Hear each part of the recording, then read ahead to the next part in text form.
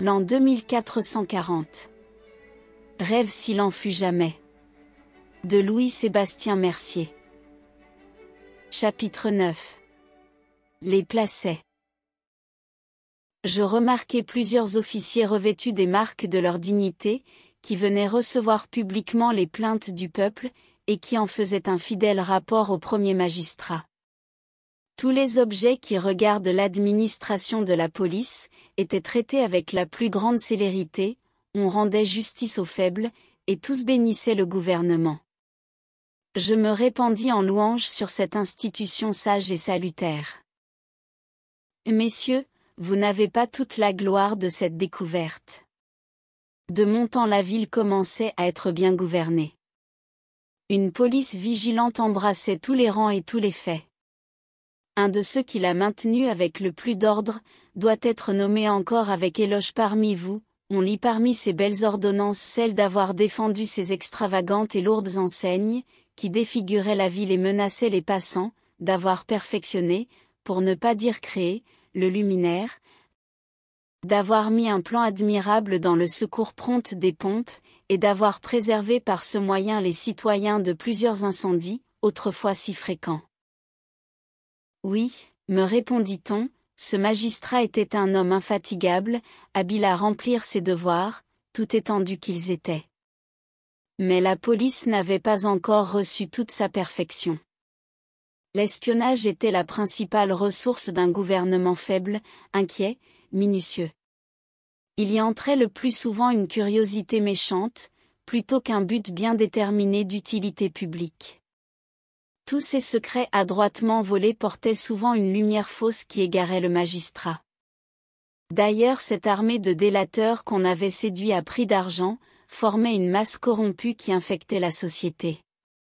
Adieu toutes ces douceurs. Il n'était plus d'épanchement de cœur, on était réduit à la cruelle alternative d'être imprudent ou hypocrite.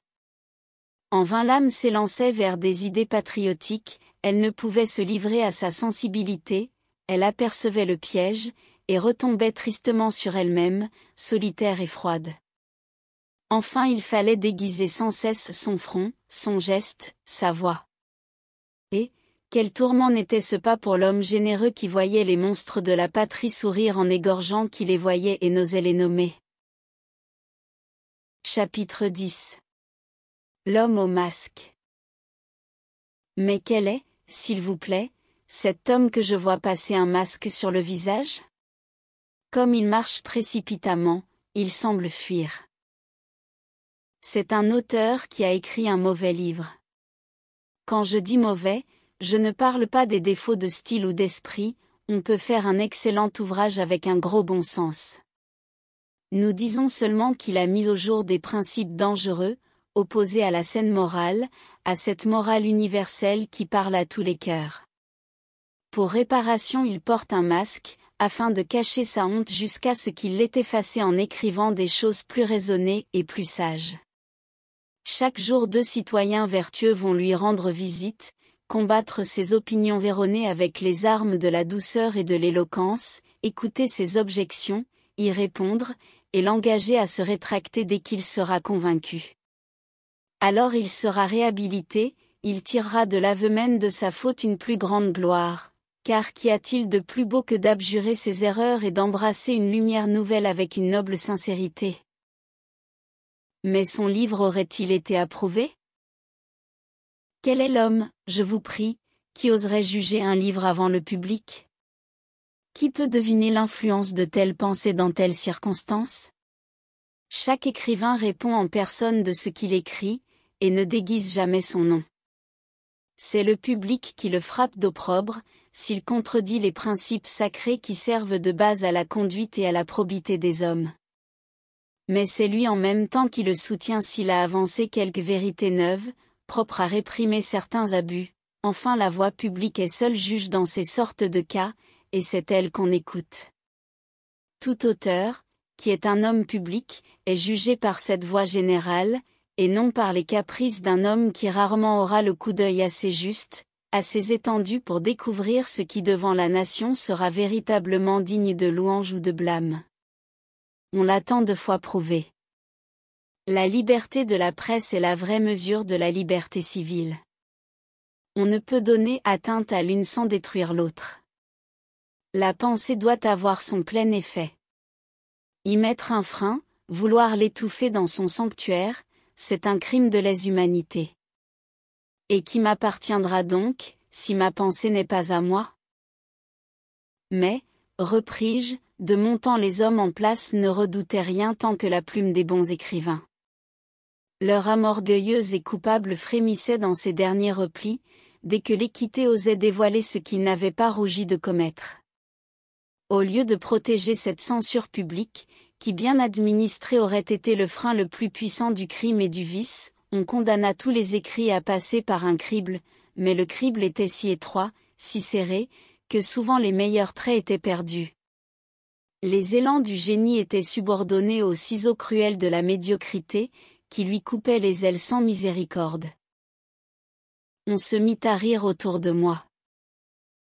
Ce devait, me dit-on, être une chose fort plaisante que de voir des gens gravement occupés à couper une pensée en deux, et à peser des syllabes. Il est bien étonnant que vous ayez produit quelque chose de bon avec de pareilles entraves. Comment danser avec grâce et légèreté sous le poids énorme des chaînes? Oh, nos meilleurs écrivains ont pris le parti tout naturellement de les secouer. La crainte abâtardit l'âme, et l'homme qu'anime l'amour de l'humanité doit être fier et courageux. Vous pouvez écrire sur tout ce qui vous choquera, reprit-on, car nous n'avons plus ni crible, ni ciseaux, ni menottes, et l'on écrit très peu de sottises, parce qu'elles tombent d'elles-mêmes dans la fange qui est leur élément. Le gouvernement est bien au-dessus de tout ce que l'on peut dire, il ne craint point les plumes éclairées, il s'accuserait lui-même en les redoutant. Ses opérations sont droites et sincères. Nous ne faisons que le louer, et lorsque l'intérêt de la patrie l'exige, chaque homme dans son genre est auteur, sans prétendre exclusivement à ce titre. Chapitre 11. Les Nouveaux Testaments. Quoi, tout le monde est auteur? Au ciel, que dites-vous là? Vos murailles vont s'embraser comme le salpêtre, et tout va sauter en l'air. Bon Dieu, tout un peuple auteur. Oui, mais il est sans fiel, sans orgueil, sans présomption. Chaque homme écrit ce qu'il pense dans ses meilleurs moments, et rassemble à un certain âge les réflexions les plus épurées qu'il a eues pendant sa vie. Avant sa mort, il en forme un livre plus ou moins gros, selon sa manière de voir et de s'exprimer, ce livre est l'âme du défunt. On le lit le jour de ses funérailles à haute voix, et cette lecture compose tout son éloge. Les enfants rassemblent avec respect toutes les pensées de leurs ancêtres, et les méditent. Telles sont nos urnes funèbres. Je crois que cela vaut bien vos somptueux mausolées, vos tombeaux chargés de mauvaises inscriptions, que dictait l'orgueil et que gravait la bassesse. C'est ainsi que nous nous faisons un devoir de tracer à nos descendants une image vivante de notre vie. Ce souvenir honorable sera le seul bien qui nous restera alors sur la terre. Nous ne le négligeons pas. Ce sont des leçons immortelles que nous laissons à nos descendants, ils nous en aimeront davantage. Les portraits et les statues n'offrent que les traits corporels. Pourquoi ne pas représenter l'âme elle-même et les sentiments vertueux qui l'ont affectée? Ils se multiplient sous nos expressions animées par l'amour. L'histoire de nos pensées, et celle de nos actions instruit notre famille. Elle apprend par le choix et la comparaison des pensées à perfectionner la manière de sentir et de voir. Remarquez cependant que les écrivains prédominants, que les génies du siècle sont toujours les soleils qui entraînent et font circuler la masse des idées. Ce sont eux qui impriment les premiers mouvements. Et comme l'amour de l'humanité brûle leur cœur généreux, tous les cœurs répondent à cette voix sublime et victorieuse qui vient de terrasser le despotisme et la superstition.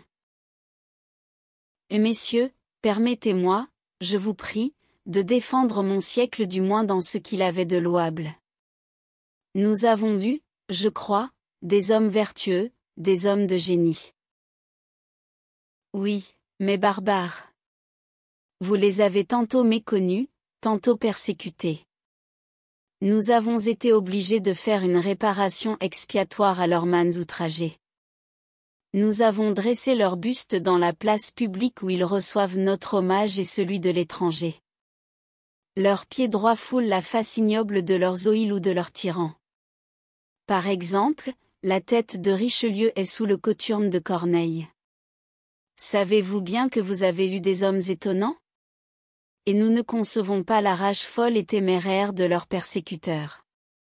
Ils semblaient proportionner leur degré de bassesse au degré d'élévation que parcouraient les aigles, mais ils sont livrés à l'opprobre qui doit être leur éternel partage. En disant ces mots, il me conduisit vers une place, où étaient les bustes des grands hommes. J'y vis Corneille, Molière, La Fontaine, Montesquieu, Rousseau, Buffon, Voltaire, Mirabeau, etc. Tous ces célèbres écrivains vous sont donc bien connus? Leurs noms forment l'alphabet de nos enfants. Dès qu'ils ont atteint l'âge du raisonnement, nous leur mettons en main votre fameux dictionnaire encyclopédique que nous avons rédigé avec soin. Vous me surprenez? L'encyclopédie, un livre élémentaire. Auquel vol vous avez dû prendre vers les hautes sciences, et que je brûle de m'instruire avec vous. Ouvrez-moi tous vos trésors, et que je jouisse au même instant des travaux accumulés de 6 siècles de gloire. Merci d'avoir écouté cette vidéo. Si cette vidéo vous a plu, vous pouvez vous abonner gratuitement à la chaîne Coin Livre Audio. N'oubliez pas de liker avec le pouce vers le haut. Vous pouvez aussi me laisser un commentaire. À bientôt.